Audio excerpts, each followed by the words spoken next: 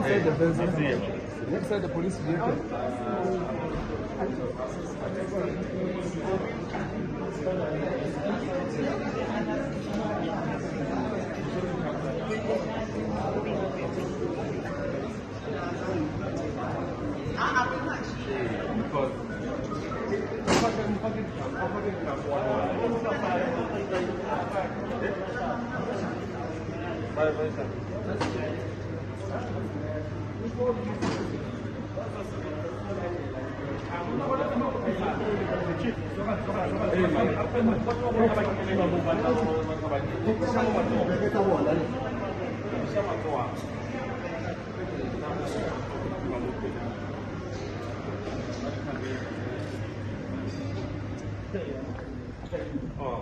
Dulu namanya